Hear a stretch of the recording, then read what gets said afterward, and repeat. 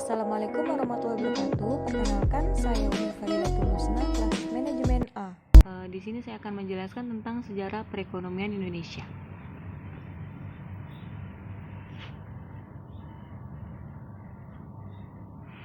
Apa yang dimaksud dengan perekonomian Indonesia?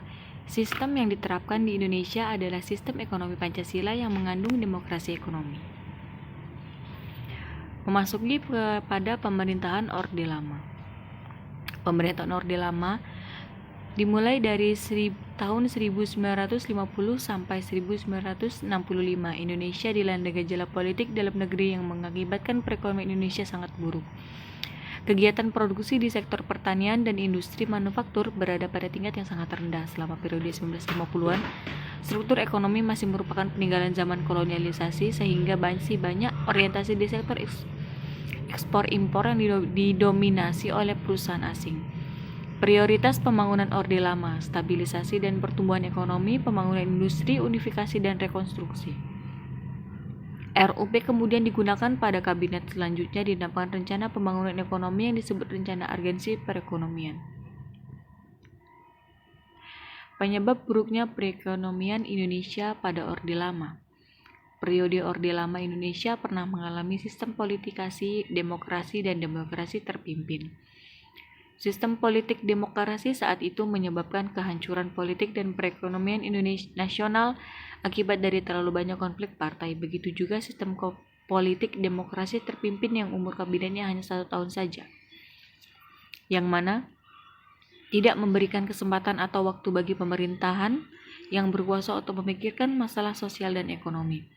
Selain kondisi politik dalam negeri, buruknya perekonomian Indonesia pada masa Orde Lama yaitu keterbatasan faktor produksi dengan tingkat kewirausahaan dan kapasitas manajemen yang tinggi, tenaga kerja, tenaga pendidikan, keterampilan yang tinggi, dana teknologi, dan kemudian pemerintahan untuk menyusun rencana dan strategi pembangunan yang baik.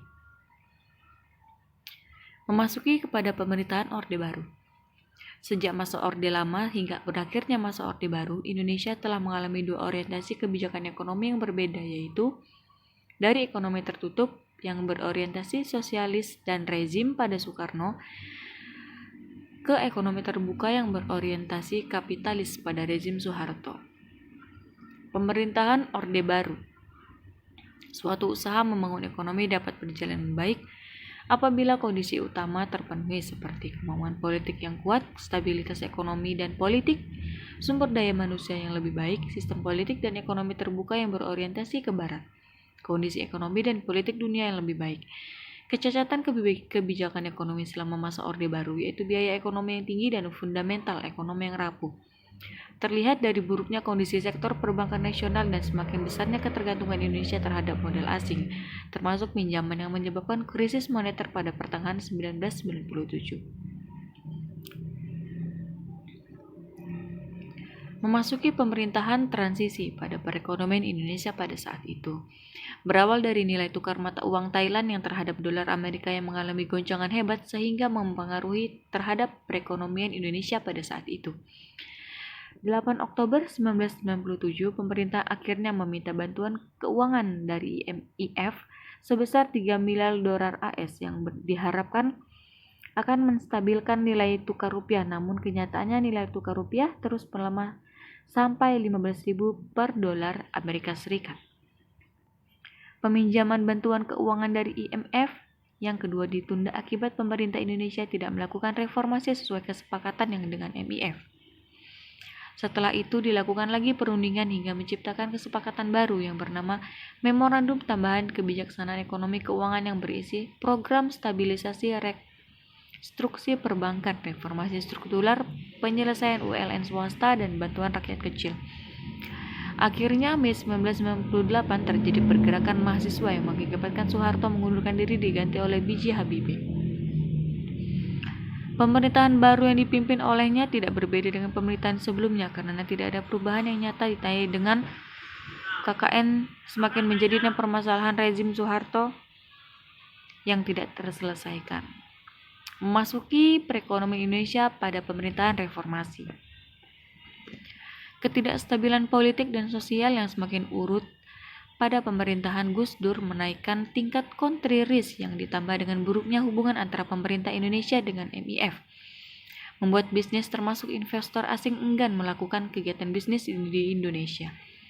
Setelah Presiden Gus Dur turun, Megawati menjadi Presiden Indonesia kelima. Keterpurukan kondisi ekonomi yang tinggal Gus Dur makin terasa jika dilihat dari perkembangan indikator ekonomi lain seperti tingkat suku bunga, inflasi, saldo neraca pembayaran, dan defisit APBN. Namun, ekonomi Indonesia mengalami peningkatan baik jika dilihat dari PDB, kinerja ekspor, dan pertumbuhan ekonomi naik sebesar 5% pada tahun 2002, dibandingkan minus 9,3% pada 2001. Pada bulan pertama pemerintahan SBY, rakyat Indonesia, pelaku usaha dalam luar dan negeri optimis bahwa pemerintahannya 5 tahun ke depan akan stabil dan meningkat. Namun pada pertengahan kedua 2005, ekonomi Indonesia dilanda peristiwa kenaikan harga BBM di pasar internasional yang melemahnya nilai tukar rupiah terhadap dolar Amerika Serikat. Selain itu, pada periode 2008 hingga 2009 terjadi ekonomi global yang mengakibatkan resesi ekonomi dunia. Krisis global tersebut berdampak pada perekonomian Indonesia lewat penurunan ekspor dari jumlah komoditi penting. Sekian penjelasan yang dapat saya sampaikan. Saya ucapkan terima kasih.